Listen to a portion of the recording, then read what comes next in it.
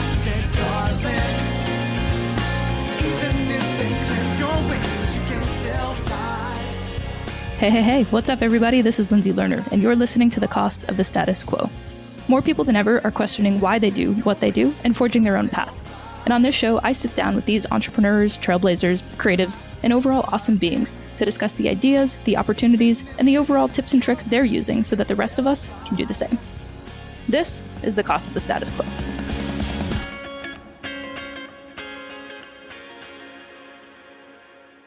Today we're here with Amy Chin, the proud mother of two beautiful daughters, a born and bred New Yorker, and a true believer in the healing powers of CBD.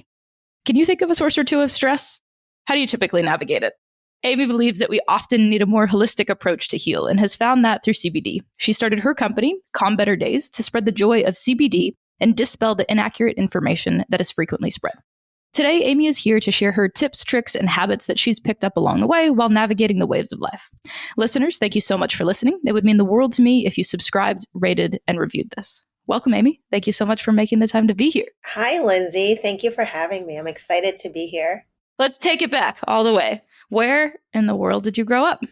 Well, I grew up here in New York, born and raised, like you said. And where in New York specifically? I grew up in Chinatown, and now I live in Lower East Side, so I didn't move very far. I'm a downtown girl. I probably will be forever. Amazing. And when you were growing up, what was that like? Was there any idea of this, this notion of what do you want to be when you grow up?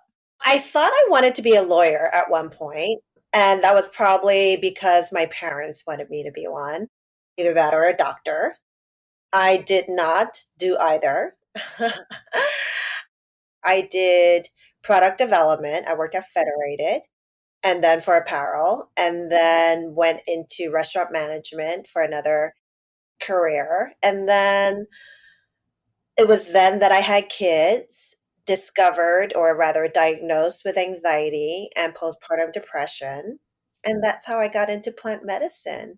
Was there a specific moment that you decided to turn your personal experience and passion, obviously, into an actual business? So the funny thing is, I had been a long time THC consumer. And then when I was diagnosed with anxiety and postpartum depression, which was about 8-9 years ago, I actually had to get my medical card to get the non-euphoric cannabis to manage my anxiety and depression. Once I tried the CBD, that's when I was like, wow, I need to look more into this plant, because I knew this plant was amazing, but I didn't know how amazing. And to discover both sides of it, the euphoric and non-euphoric, I just started diving deeper into it. And I knew that I wanted to work with the plant, and I was trying to figure out how. So as I looked into it more and more, started learning more, the Farm Bill was passed. And the Farm Bill meant that CBD was federally legal. So we started seeing CBD dispensary stores everywhere. And that was when I was like, well, first, now that we see it everywhere, right? Amazon, gas stations, people were giving it a try. However, the problem I saw was that people were giving it a try, but they didn't know how much to take, what they were taking, what was a quality product. And because they didn't know that, when they did give it a try, it didn't work. And then they said, well, this stuff is snake oil. It doesn't work, right? So I saw that void, and I was like, well, I'm going to fix that. And that's when Calm Better Days was born. I decided I was going to help those who are new to plant medicine understand how to consume, understand the nuance of different delivery methods, how to find your dose. How does it even work in your body, right? These are basics one should know before they start their journey with plant medicine. And so not only do I teach the basics, but I also customize their treatments. So when people come to me and say, I've got sleep issues, pain, and anxiety, I help them find the right products to address their issues. And let's, just for listeners who may not be familiar or maybe haven't gone as deep as you or I have into researching or anything like that, let's take a step back and define some of the terms for listeners, starting with maybe cannabis, CBD, THC, and then the overall more holistic view of plant medicine, since I think that's something that's starting to come more and more into the vernacular of the society in general. And so really just starting from ground zero of what are the actual things that we're discussing and the differences, most importantly. In the cannabis plant, there are over 100 different cannabinoids. So cannabinoids are THC, CBD, CBN, CBG. There are a lot more, but those right now are the most common. The most common are THC, which gives you that high, and CBD that does not give you that high. And that's really important to know because I know a lot of people always are concerned. They're like, oh, I don't want to be high, you know. And I'm like, that's okay. That's what CBD is for. And it's important to understand that every cannabinoid has their own therapeutic purpose.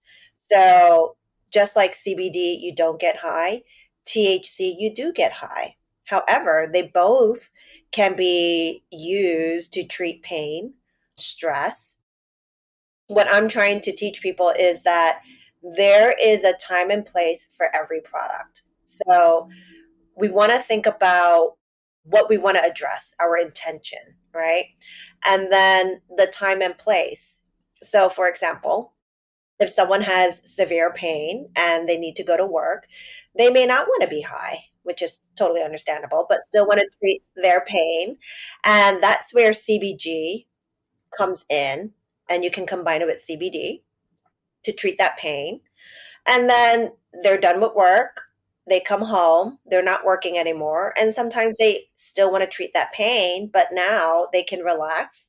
And you can have that CBG in combination with THC to treat that pain. Yeah, absolutely. I think it's just important for people to understand the differences between all of the different options that are out there. And I think to your point, a lot of the misconceptions that are out there and a lot of the stereotypes and a lot of those more, quote unquote, negative views of it are the reason why so many people may have been against it previously and are now starting to come around little by little. Absolutely.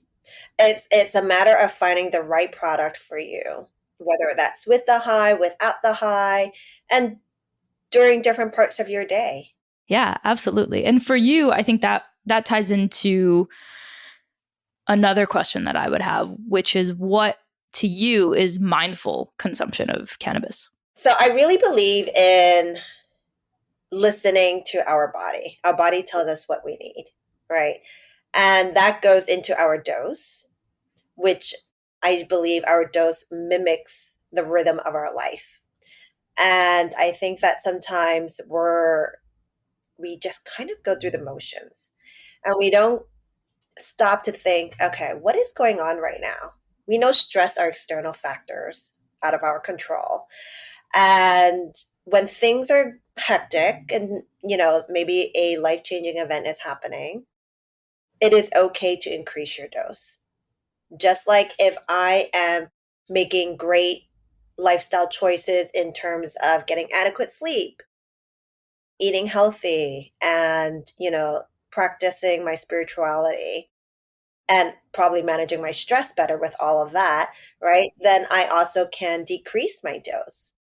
And it also ties into mindful consumption to me, also ties into how my day is, knowing what I need to address.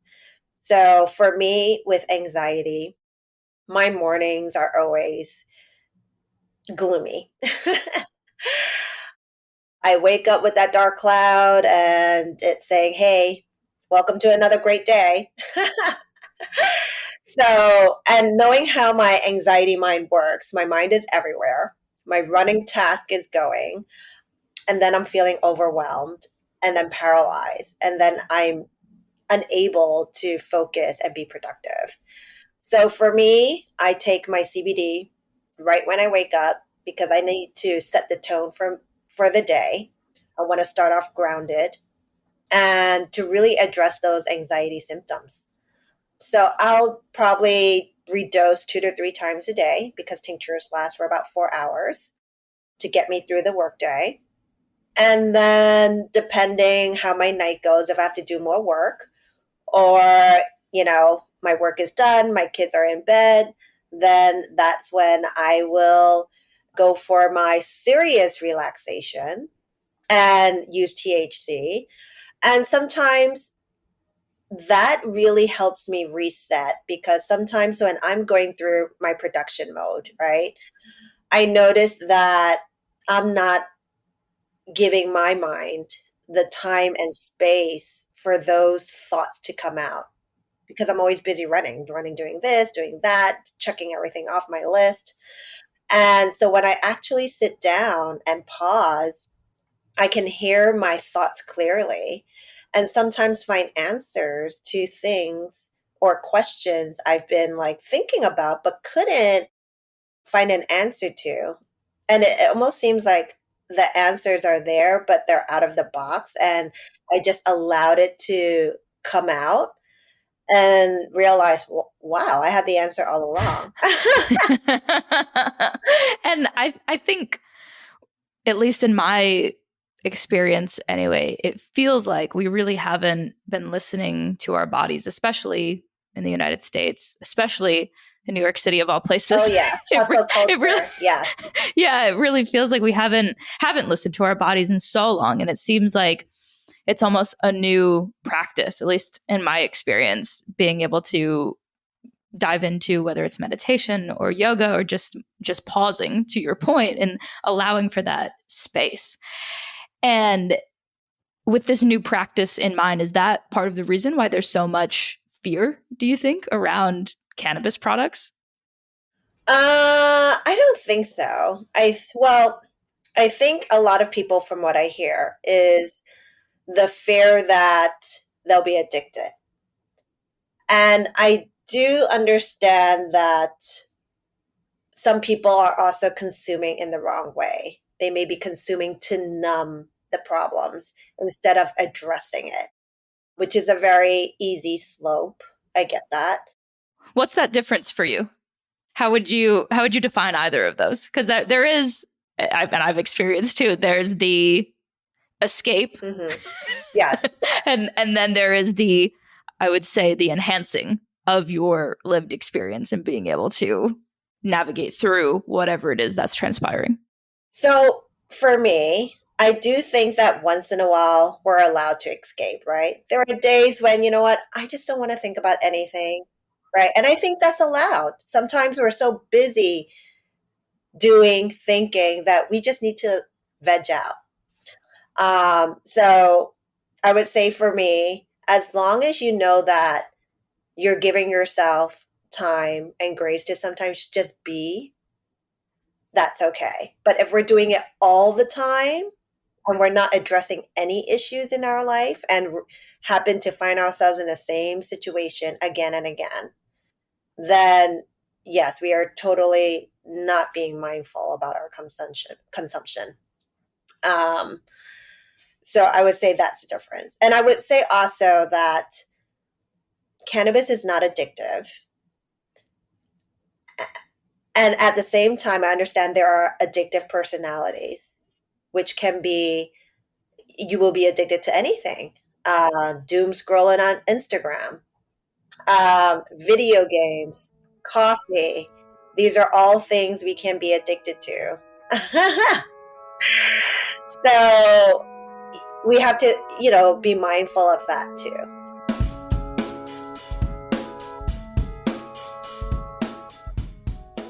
And for you, what is that intersection of parenting and cannabis look like? I think that's another thing that I've heard a lot of from friends, acquaintances, doom scrolling on the internet, whether it's folks in cannabis or it's folks in other psychedelics or other plant medicines, that navigating that road and that personal journey and going through those steps to explore while being a parent, that's an totally different, totally different experience, a totally different layer. And to your point earlier of, okay, parenting is done, the kids are in bed, and now it's time where I can continue to take care of myself. And how do you navigate that? So I definitely speak to my kids about it. They also hear me probably on the phone or when I'm in my meetings, and they hear CBD often. So I have talked to them about it because I want them to know what it is.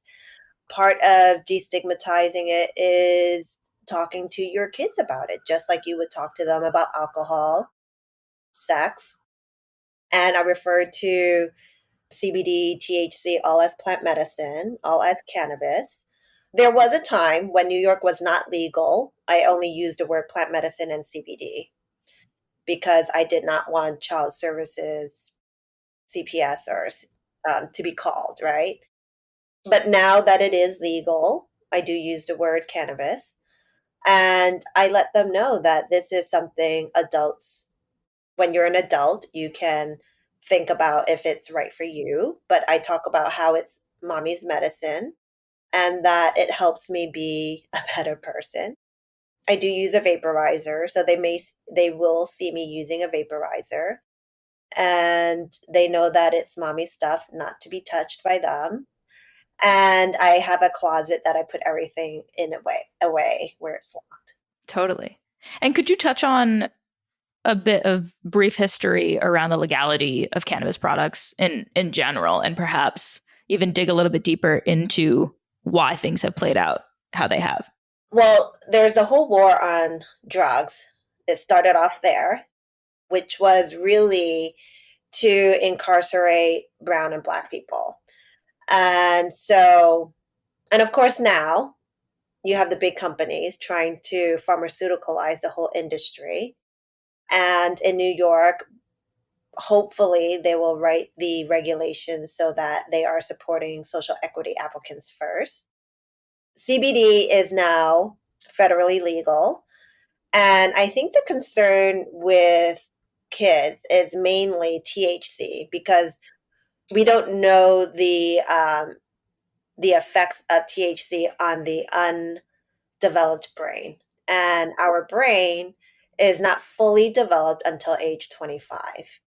So even when we're consuming CBD, we want to use broad spectrum or an isolate CBD where there is no THC at all.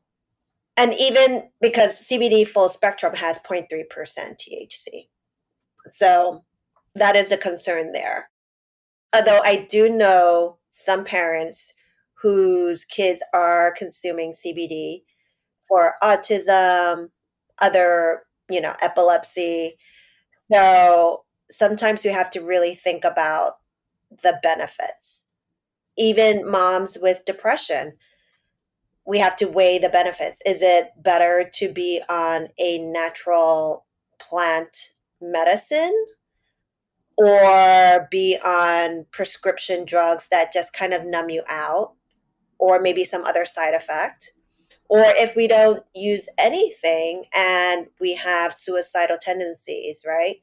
So we have to really be conscious and weigh what is the best choice for us, whether that is legal or not legal, and just to keep that in mind. Because just because something is legal doesn't mean it's right. So we really have to make our best judgment on that. And part of your business with Calm Better Days is offering consultations. What does that look like? And if people are interested, where could they start? Right. So consultations, they can book it right on my website. And when they book this consultation, which is free, we go over how CBD cannabis works in our body. Because I believe that once you understand that, that kind of demystifies it. And then it makes sense. Because when we see CBD, right, or cannabis, we see how it can be used for sleep, pain, anxiety, Parkinson's, like everything under the sun, right? And you're like, how can this one plant address so many issues? But it can. So I explain that so people understand. Once they understand that, they're kind of more open to it. And then I walk them through the different delivery methods, their activation times, how long will it last for. And this is like tinctures versus vaporizer versus edibles, suppositories, right? And then we talk about how to find your dose. And these are the basics that anyone should know before they start their journey. And it's no different than when we go to a doctor and the doctor's like, well, we're going to put you on some antidepressants, try this, let's just say 30 milligrams, come back in a month, let's see how it works. And you come back to the doctor, you say, you know what, I had these side effects. He either writes you another drug or lowers your dose or increases it. And with plant medicine, it's no different, except I'm trying to empower them to learn to read what their body is saying and to adjust their medication appropriately. And then at the end of the consultation, we go over the products that are best for their situation. And then they can buy it off of my e-commerce website. I carry about 15 different brands with a focus on small farmed, women owned, BIPOC owned brands. I don't have time to always give the history on the war on drugs. So I try to lead them toward conscious consumerism by supporting great brands, brands that have been marginalized in this industry, ethical, great brands with quality products. And I look at their certificate of analysis of every product.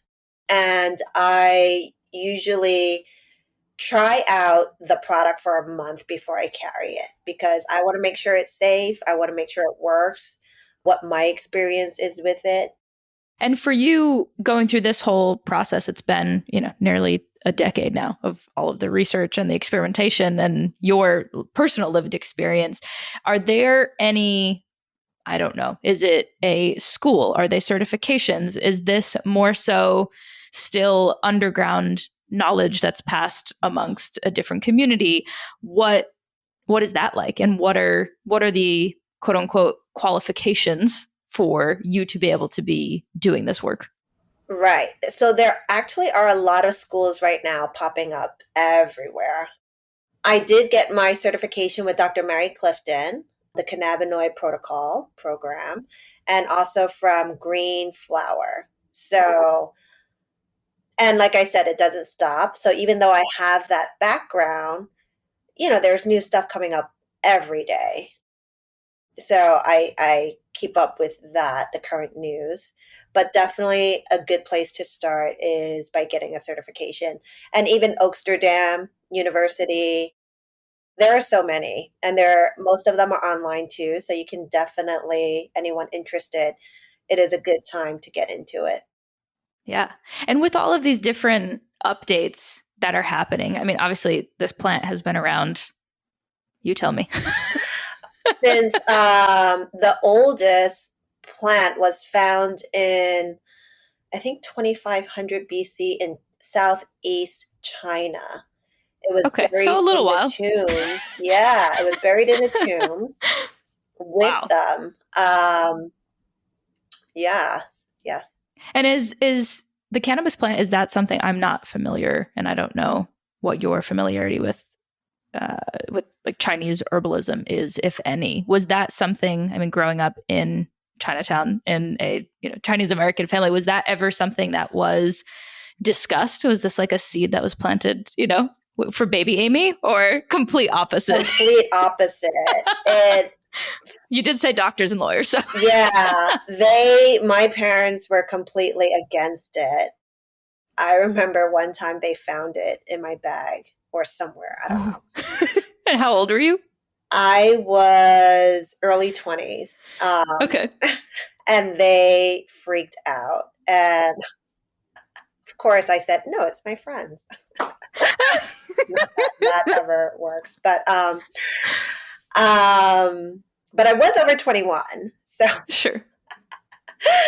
But they were, I don't know how or when, because it was part of original medicine. I don't know when it became stigmatized, if that was Western influence or how that came about. It was definitely not under my parents' household, something that we could dabble in. Is that something that, I mean, do they have any opinions now? Well, my mom was in the hospital during COVID for pneumonia. And at that moment, there was slight dementia showing. It also could be because at that time she couldn't have visitors. So she kind of thought she was being locked up in a mental ward, not a hospital. And I think it was also probably, you're waking up discombobulated, not knowing anyone familiar, not knowing what's going on, also the language barrier. So when I was able to visit her, she didn't know what was going on. And I gave her some CBD. I snuck it in and gave her some and, just continued talking to her. And finally, she kind of like woke up and was like understanding what I was telling her. And that kind of helped. And I think ever since then, she's been a little bit more open about it. And I give her a bottle and I tell her to take some every day, right? So I don't know if she really is, even though I ask her. She says yes, but when it's chocolate, she'll take it easily. So I think it's going to take some time, but they're turning around, so that's positive.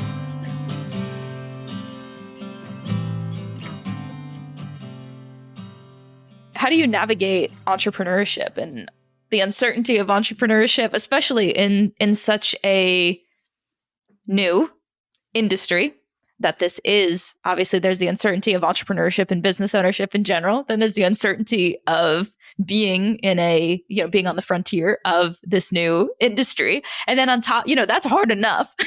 Never mind, living in 2022 in the United States, in New York, in New York City, and that pressure. And then on top of that, having, such meaningful and close family members be skeptical of the work. What is that like for you? And other than obviously the CBD practices that you've explained to us so far, do you have any other habits or tactics that you use? It's definitely and absolutely challenging, super challenging, and also sometimes very lonely road.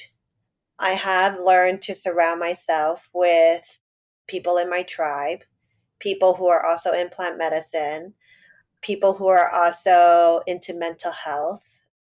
And I surround myself with good people to carry on because every day is a roller coaster. And I myself, aware of my own mental health issues, know that there are days that are really bad and there are days that are like, I can do this.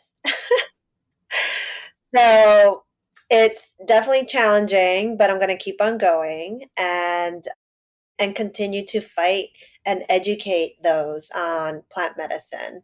And for me, I feel like it goes hand in hand because mental health is also not spoke about a lot in my culture. So I feel like I'm fighting for the plant, I'm fighting for mental health, for us to be more aware of it. Because if we're not aware of these things, there's no way we can ever address it. So having the conversation first is the utmost importance. And also normalizing moms consuming the plant. I've talked a lot about the stigma, especially around mental health, to your point. And it's been a recurring theme of a lot of the folks who've been on the show. So it's interesting hearing, your Chinese American perspective. And we did an interview with Britt Rowe of Hella Awkward, and she had the same experience coming from a Black American family as well. And so there's all of these different things. And it's like, man, no wonder why, we're at where we're at. And so do you think that there's anything that listeners may be able to do or conversations that may be able to be had now to continue to break those cycles, break the chains in a sense, and also continue to disrupt, not to be on the nose, but to disrupt the status quo of how everything is that we're currently navigating right now? Definitely be open to a conversation, open to experimenting, open to change. I think it begins there because we've been conditioned so hard. It's hard to even realize when we've been conditioned. We're starting to break away from that. But it begins with a conversation and just trying to understand what things really are and where our thoughts may have come from. Like all that conditioning, like sometimes I think about it like mental health, like how did I not know, right? And it's because I was taught not to even really talk about my feelings. So when you are raised not talking about your feelings, you grow up not knowing how you even feel because you've been taught, no, everything's good, just keep on going to the point of breaking. That's why I never knew I had anxiety or depression. I thought it was just something, oh, those are common feelings. We just keep on going. And I was so thankful to be diagnosed because once it was diagnosed, then I was like, that's what that is. And then seeing the physical symptoms, the mental symptoms. And then when I saw that, I was like, oh my, I had that way longer than when it was diagnosed, right? Even before becoming a mom. But now that I know what it is, I can manage it. I can find tools and use different modalities to heal myself. And that's why it's so important to just have the conversation because the more we talk about anything, the more we learn about it, the more it changes our thought process about how we feel about certain things or understand where it came from. And that's how we learn to slowly disrupt, right? By being more informed, understanding the origins of certain things, whether it's the plan or a societal norm. I mean, is it really a societal norm or is it just being pushed down on us, right? It's a long way down the open road, but I've got my shoes tied on tight. No fear in my eyesight. Were your parents from New York as well? They came in 1966 from Hong Kong and China. And how old were they when they came here? I think in their mid 20s. And were they here? Were they working? Did they also have businesses? Were they doctors and lawyers like they wanted you to be? No, they came. I think my grandfather came first, then my dad. And so they were working in restaurants. I grew up in working for my parents in a takeout restaurant, which was very common. Yeah. What was that like? Did that like give you your entrepreneurial spirit? I don't know. I would say that, well, I had to work after school. So I would say it was sixth grade. I started working after school, which I hated because I wanted to go out and play like all the other kids. And every day I would go to my parents' restaurant and I would work, which I think all that time together and they were really strict on me made me just rebel more and didn't help my case at all. No. I got to eat whatever I wanted and I love spare ribs. Yeah. Hey, there you go. And hopefully that, they give you a discount. So Yes. Yeah. that's a win. Yes. That's a And win. I do appreciate everything that they have gone through and done for me. And at the same time, I also understand the world changes and it's time to break certain cycles. Like I try to talk to my kids about feelings and, you know, communicate. I'm working on that. Right. Hey, that's a work in progress for sure. I understand that. When you've touched on it a couple of times, when you're talking about the ability to be open minded, is that something that you've trained yourself to do in a more conscious way? Or are there a series of steps or perhaps questions that you ask yourself to be able to be in that space rather than that knee-jerk reaction of no, I'm good, I don't want to change, I don't want to think about that? I think that's a hard one. I think it's a combination of just being open to listening with a little bit of research myself and then finding resources that I trust. And I think sometimes for people, maybe it's just when you're finding unhappiness in your life and you're looking for something more, then you start deep diving. I think there are some people who, if they don't reach that point, maybe, and they're kind of like, well, everything's kind of good, I can see that they may not find the need for that. Definitely. And is that headspace something that you take, outside of work as well, whether it's in learning new things, navigating your family, kids? Absolutely. Yes, yes. Because I definitely want to break the cycle. And I definitely want to have a happier, healthier lifestyle. And I want that for my kids as well. Definitely. Definitely. Ugh, me too. And to circle back to Calm Better Days, why is it important to you to support other women and other BIPOC owned businesses? Well, they've been one marginalized in the community, right? So I definitely want to support BIPOC owned. Women, we just have it so hard. Yes, everywhere, right? In terms of we're usually the ones holding everything together. And I'm speaking as moms, but I feel that women normally take that nurturing role. And even in the workplace, we have a bad deal, right? We're paid less. Now they're trying to take away our abortion rights. I mean, it's our body. And in the industry as well, there has been a drop in women in the industry. And this is a female plant. I also believe we fight for equality. We fight for things that to me just seems logical and right instead of trying to nickel and dime to the point where it might not be a quality product anymore. The whole, just like how the big pharmas are pharmaceuticalizing, trying to pharmaceuticalize the industry. I want to support brands that are really doing it right. And of course, I'm going to support women. Hell yeah. Hell Hell yes. yeah. Hell yes.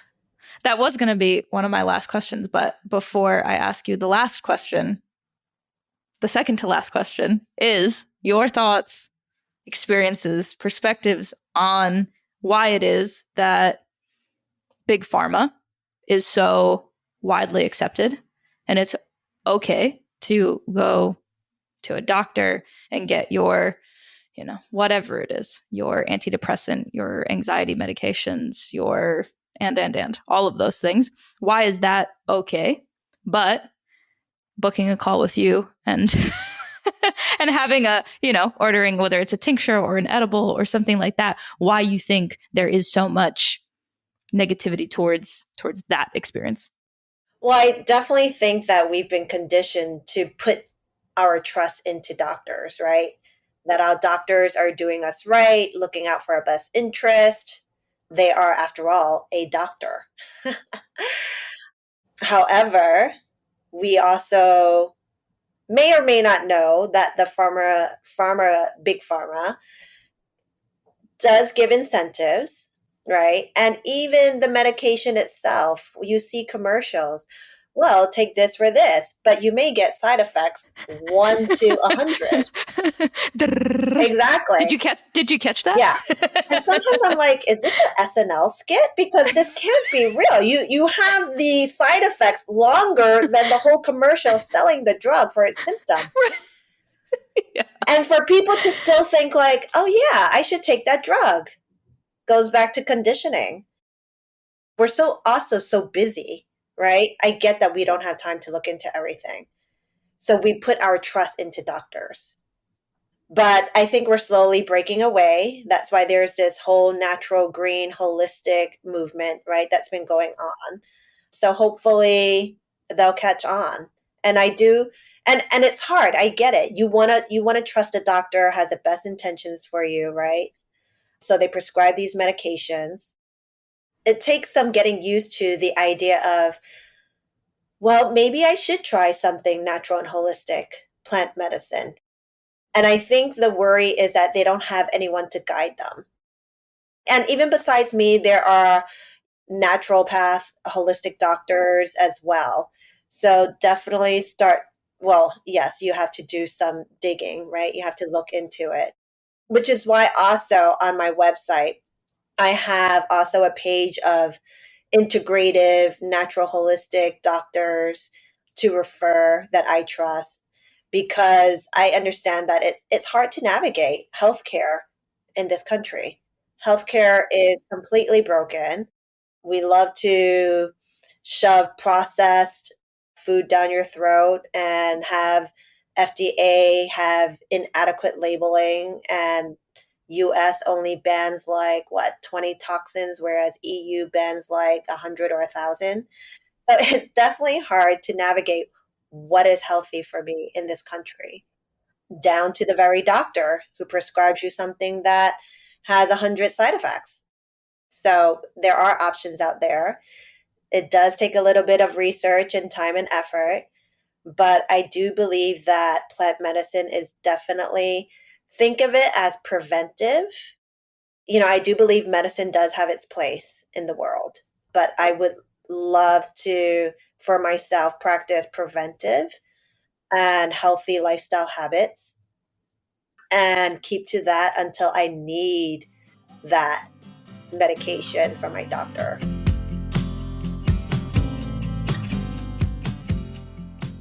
What is the worst piece of advice that you've ever gotten? And what's the best piece of advice that you've ever gotten? I would have to say the worst piece is from people outside the industry because they don't understand the industry. They're like, oh, well, why don't you advertise?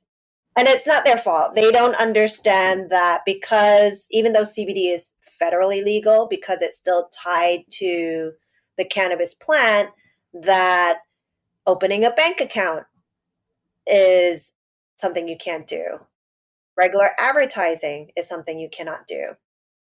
So people who are not in my industry, I try not to listen too much. Sure. Yeah. I mean, never ask people for advice who haven't done what you want to do. Exactly. And the best advice I got was from someone in my industry and was like, hey, remember, you are a pioneer. This is new. So you get to make, your choices and lay out how it's going to look, because this is all new frontier. And that really helped me because I thought like, I must be doing something wrong. And it makes sense once she said that. So that was the best advice ever. I love that. I love that. That's so good. Well, thank you for sharing your stories, your tips, your tricks, your habits. I will link all of Amy's information in the show notes for everyone listening to check out. And on that note, thank you so much for being here. Thank you for listening to The Cost of the Status Quo and learning the wisdom, stories, and ideas that will have you feeling inspired and ready to take on the world. If you've enjoyed this, please remember to share, rate, and review. It means the world to me and the team putting it all together. If you're looking for more information, you can find us at costofthestatusquo.com or on Instagram at costofthestatusquo. If you've got any questions or curiosity about me, you can find me at lindseylerner.com. That's LindseyLerner.com or on Instagram at lindseylerner. Thanks again for listening. Hope you have an awesome day.